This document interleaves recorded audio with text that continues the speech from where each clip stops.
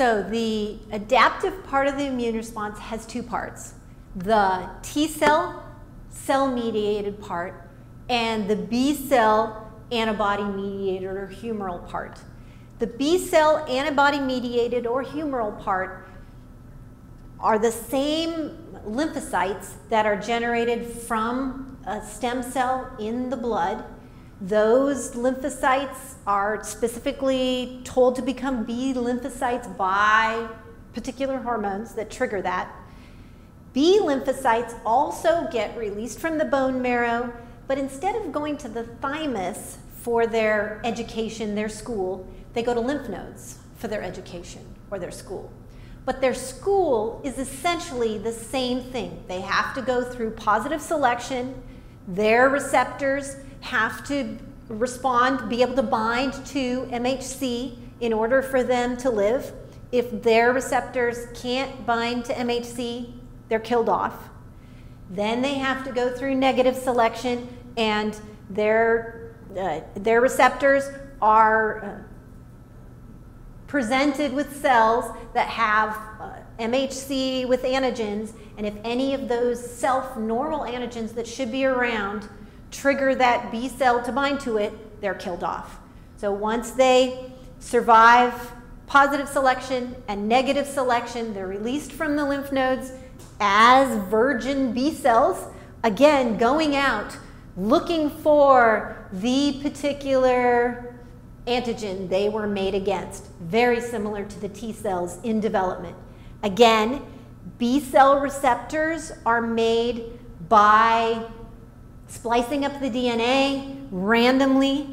That random splicing of DNA makes one sort of random receptor, and if in fact that random receptor happens to bind to something that's normally in your body, they're killed off. They're never released as virgins.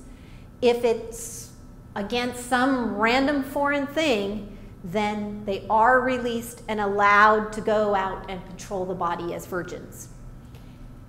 The difference between the T cell mediated immunity and the humoral B cell mediated immunity is that B cells themselves tend to not be the attack kind of cells. You don't have attack killer B cells.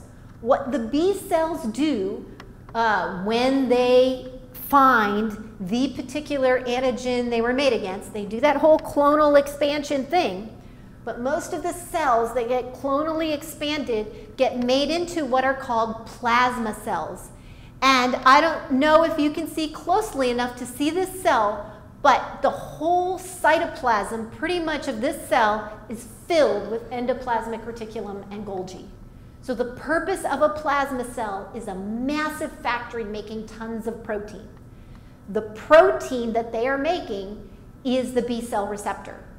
So if their receptor finds the antigen it was made to recognize, they clonally expand it, and those clonally expanded cells either could become memory cells or they become these massive plasma cell motherships that make tons of receptors, but in this case the receptors get exocytosed out into the fluids. So now you have the receptors themselves going around, and those receptors are called antibodies.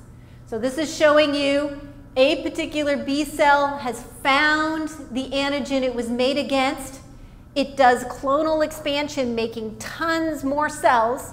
A few of them become memories. Most of them become plasma cell motherships, making massive amounts of antibodies. So they just release their receptors out.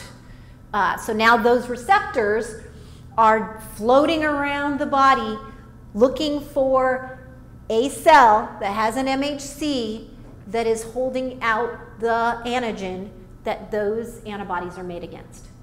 So when those antibodies now find the MHC with the antigen they were made against, these particular antibodies will bind to that antigen. The antibodies have a kind of complex protein structure. At any given time, your immune system tends to be making about 2 million different kinds of antibodies. So you got lots of antibodies going around in your body. All of those antibodies, those receptors, are made by the differential splicing of the DNA called somatic recombination to make that particular receptor. Once a B cell mothership no longer is a virgin and recognizes the antigen they were made against, they're going to be making tons of antibodies pretty much for life. They're capable of making those antibodies for life. When an antibody finds the antigen it was made against, it can destroy that in multiple different ways.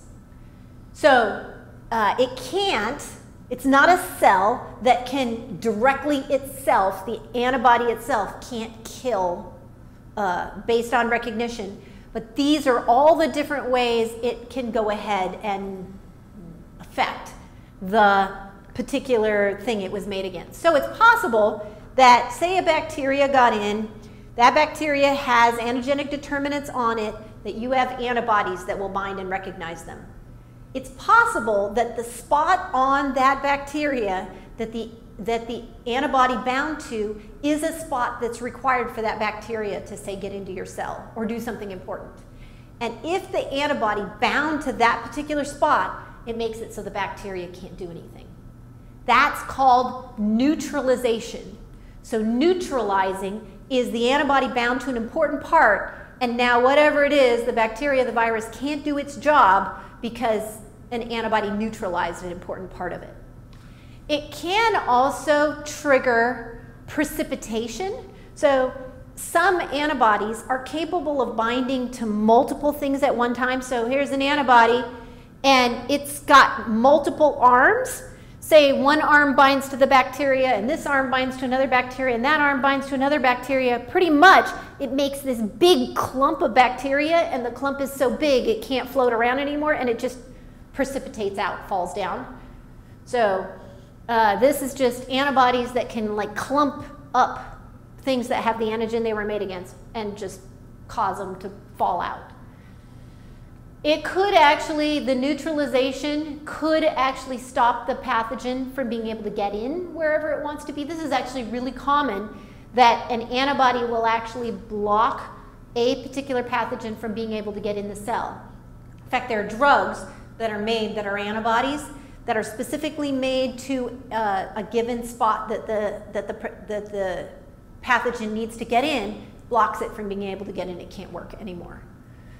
It could activate complement. Remember, the classic pathway to getting complement to destroying things is antibodies are attached to something, kind of waves the flag, hey, complement, come here, destroy this. It can opsonize. If you remember, opsonization is whenever antibodies are bound to something, it's like a big flag. Hey, check this out, this is bad, come in here and destroy this.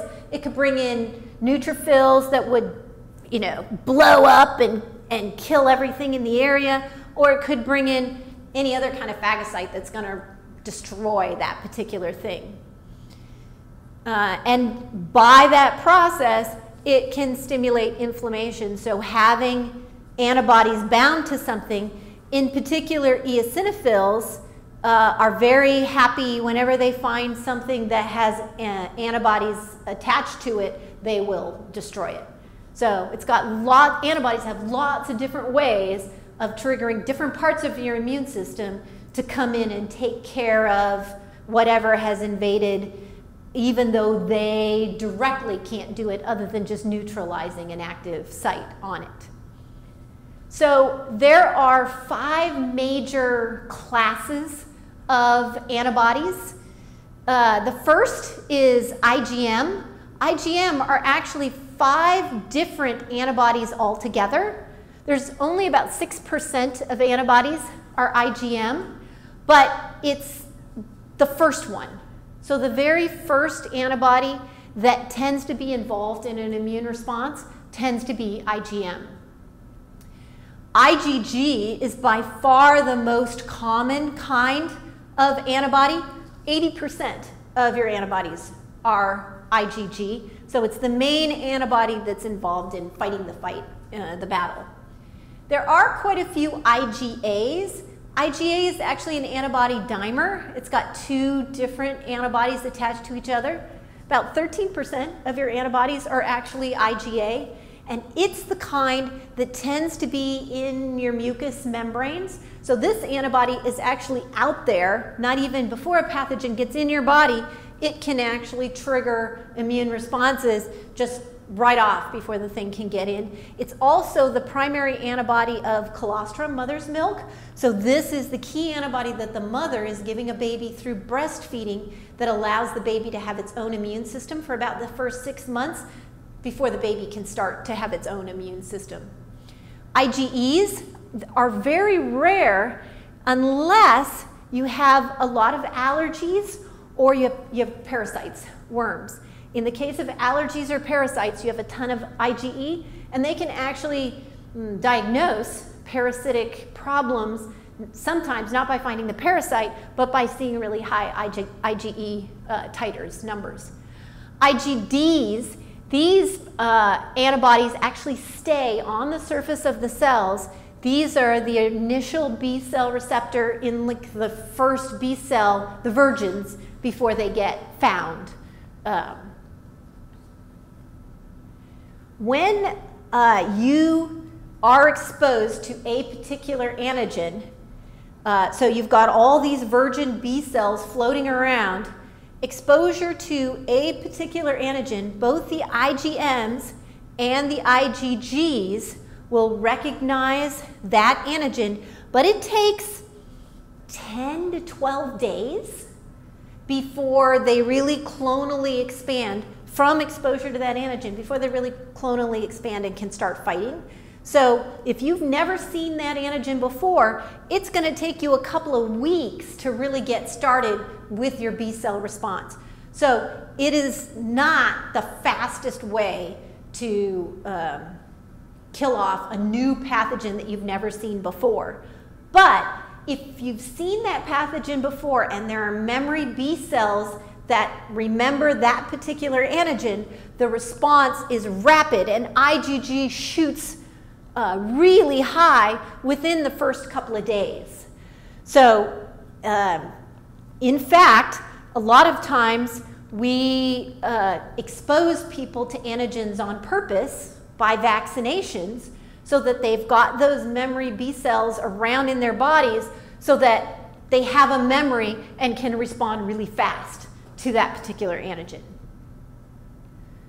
So just overall, big picture, you can see that the innate immune system, the barriers are important, the surfaces having skin and having mucous membranes that surround the area, and also in innate immunity, you've got the phagocytes, you've got complement, you've got natural killer cells, and the inflammatory process fighting the battle. If in fact that gets into the body, the specific immune system can also, or the adaptive immune system can also start to play, where T cells or cell-mediated immune response and B cells or the humoral immune response can come in and start attacking as well. How do you get these kinds of specific immunities? You could have them innate, meaning you had a virgin cell that randomly got made against that antigen and your body is able to attack. That's the most common, most, regular way of getting immunity. You can, though, acquire immunity other ways. One way to acquire immunity, if the somatic recombination, splicing of your DNA just didn't make a receptor against that particular thing, you could actually get it passively, meaning you get antibodies from some other source. You can get it naturally. So, for example, mother's antibodies will cross the placenta to help the baby fight off things while in utero. It can also go in mother's milk, so it's a naturally acquired, you're getting the antibodies. You can also artificially get antibodies, meaning you can actually get shots of antibodies. And sometimes people who are traveling to a foreign country where they haven't been exposed to a particular antigen, but we know that antigen is common in another country, will go and get antibodies. These don't last very long, they last for a few months, but it's a way to short term be able to fight off a particular antigen if you're not going to naturally get it. You can also develop active immunity, meaning you're going to find a way to make the antigens themselves, even though you didn't have virgin B cells that would find that antigen. One way to do that, naturally acquired, is to find the antigens in the environment and have B cells that will attack it. Or you can actually get a vaccination, will give you the antigen to make sure that, so chickenpox, for example. We're never sure that you're going to run into chickenpox or that you're going to get chickenpox strong enough to actually fight that disease. So we'll give you some chopped up chickenpox antigens, and then if you have any virgin B cells floating around against chickenpox, you'll develop an immunity against it. This is why whenever people get a vaccine, it's not 100% effective, because some people just aren't going to have virgin B cells going around looking for chickenpox, and they're, even though they got the chickenpox vaccine, not going to develop immunity against it.